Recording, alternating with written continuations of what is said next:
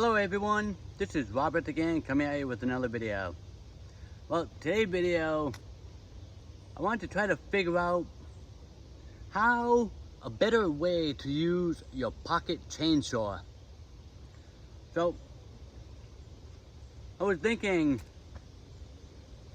making like a tripod, or as you can see right there, it's a quad pod, because it has 4 poles. And to make some kind of like pendulum weight.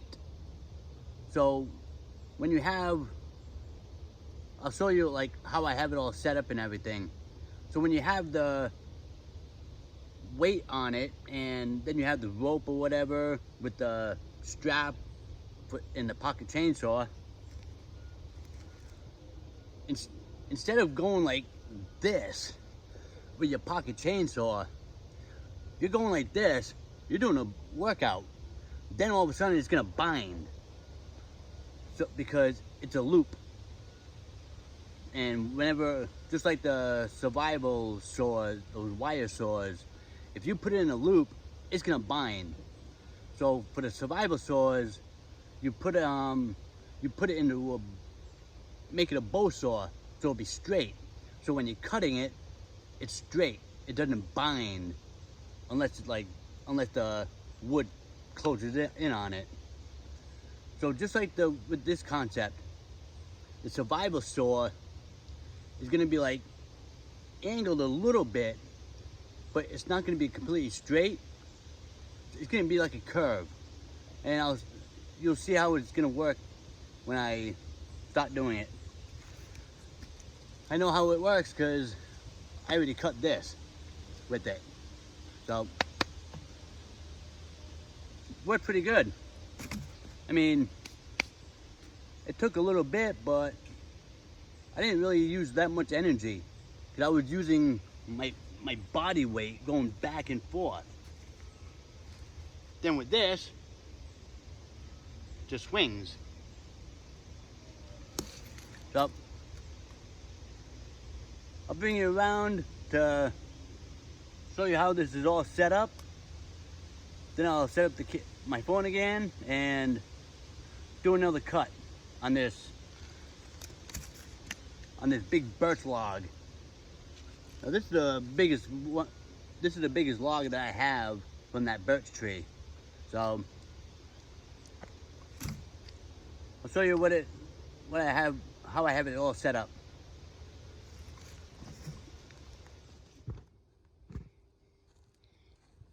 Okay, well, first, it's not a tripod, it's a quad pod, because there's 4 sticks.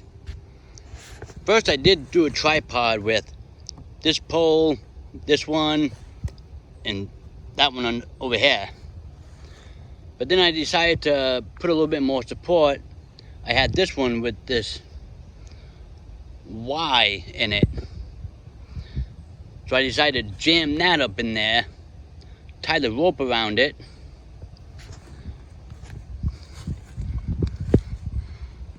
then this is the first rope over here that came down. Let's get on the other side of this rock.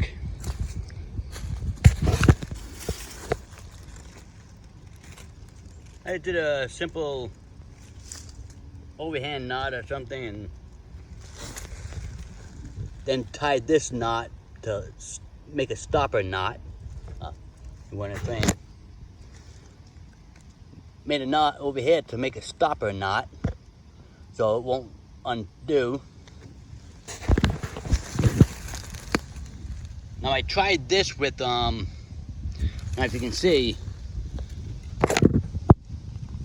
I have 4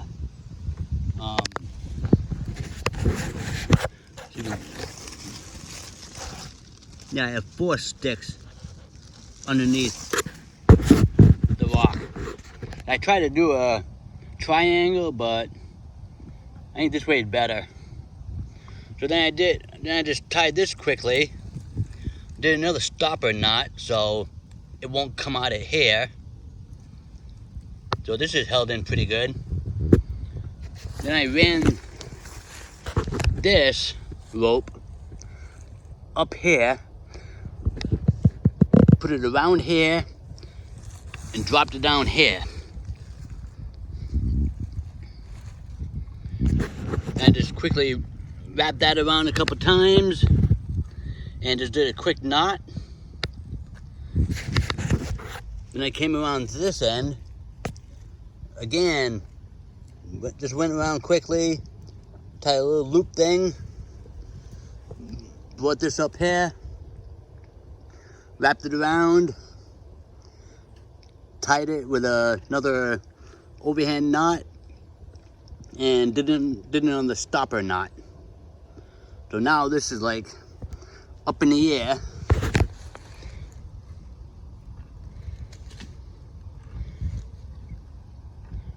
Then I just got this big rock. I mean, this rock is heavy enough. I mean, it's not too heavy, but it's heavy enough to for a counterweight.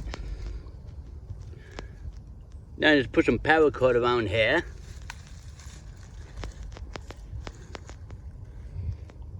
Tie the paracord onto the. I kept the straps on because I was trying it out earlier with the straps. But I just put the paracord right around the ring.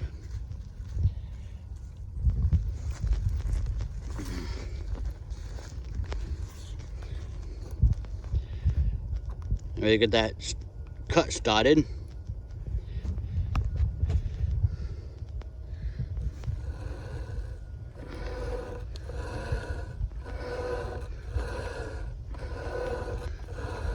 Now the rock seems to stay in place that way. Now I'm just using one hand. I'm not really using my body.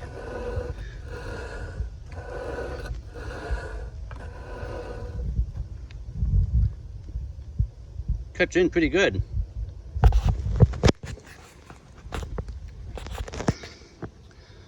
This survival saw works pretty good this way. Not too sure how it's gonna be with this knot, but I'll find out.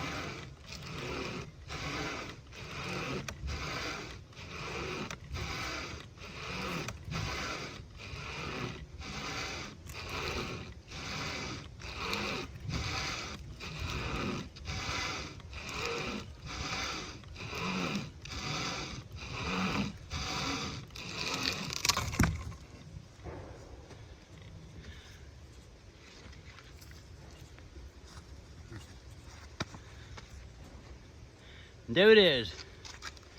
Second log cut from a birch tree trunk. Now this is probably about 4 or 5 inches in diameter.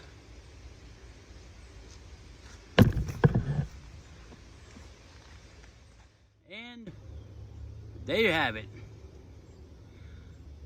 A better way to use your pocket chainsaw and some paracord. And you can cut logs this big without tiring yourself out.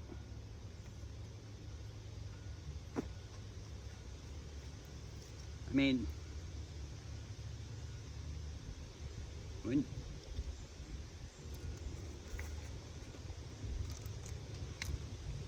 you do have your pocket chainsaw like this,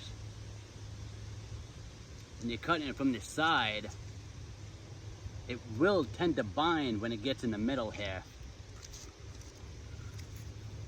So it's best to try to keep it as straight as possible, or even like a little angle, because then when you're getting toward the bottom, you'll straighten out a little bit more.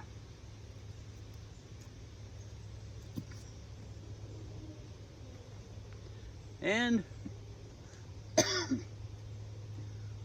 using a quad pod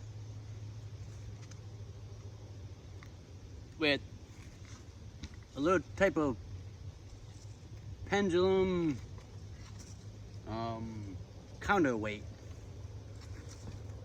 Yeah, it's like a counterweight on a pendulum. So when you use your body weight, I mean, I was using my arms a little bit, but not that much. Not like if I was going like this with the pocket chainsaw. I mean, that would be working your arms, your shoulder, your back. Too much work. Spend a little time on making one of these. Get yourself a pocket chainsaw. And you can cut into some nice big logs. Now, this isn't, my primitive vise is not moving anymore because I had to drive this part of the split log, one of the split logs. I had to drive that down more to stabilize this. But if you build one of those, go to my video of the primitive vise. I'll have this inside my description box.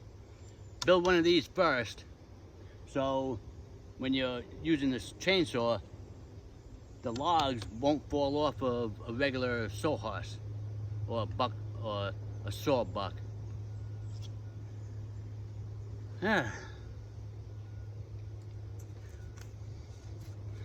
Then when you get down to this, or if you like want to cut it a little bit shorter, then you split it with a hatchet, and you can section this off into 4 pieces, and you have some nice firewood.